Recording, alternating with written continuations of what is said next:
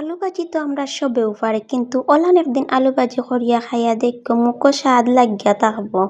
Hello guys, আসসালামু আলাইকুম। সকল ভালো আছেন? আলহামদুলিল্লাহ আমি ভালো আছি।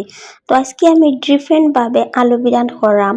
অত মজা লাগে ইলান আলু বিরান করিয়া দিলে যে সাউনানি ফ্রেন্ড হয়ে যাব তোমার আলু ভাজি খাওয়ার লাগে। আর আলু আমরা এমন পছন্দ করি এমন মানুষ খুব কম আছে। দেখো আলু আমি কি পরিমাণ বারিক করে খাচ্ছি।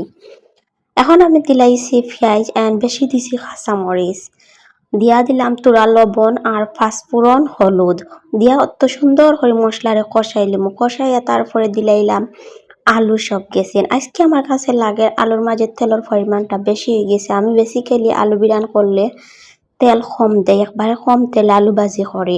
আর আমি সবসময় অলান চিলি ফ্লেক্স করিয়া রাখি নানি। আর আলু ভাজির মাঝে ওলা চিলি ফ্লেক্স করিয়া দিলে যে মজা লাগে খাইতে, ওলান একদিন আলু ভাজি করিয়া খাইয়া দেখবা। আর চুলার হিটটা কমাইয়া দিলাইছি দিয়া অত দুই একবার লাড়াম, কিন্তু আমার আলুকে চিন্তা বাংতো নয়, আস্তে আস্তে থাকবো। দেখতেও এক সুন্দর লাগে আর খাইতে তো আরো বেশি মজা লাগবো। কইলে কইবা গফ দিলাম, আসলে গফ নাই। এই আলু ভাজি খাওয়ার লাগে আমার বাইজি বাই ফুতান খুব বেশি পাগল, তারা খুব বেশি বালা পায় আমার হাতের আলু বিরিয়ানি গো। তো অলান করিয়া আমি কিতা করি, কয়েকবার কত সময় বাদে বাদে লাড়িয়া দেই। লাড়িয়া দেওয়ার পরে আলু তো আর এমনিতেও বেশি সময় লাগে না, হয়ে যায়।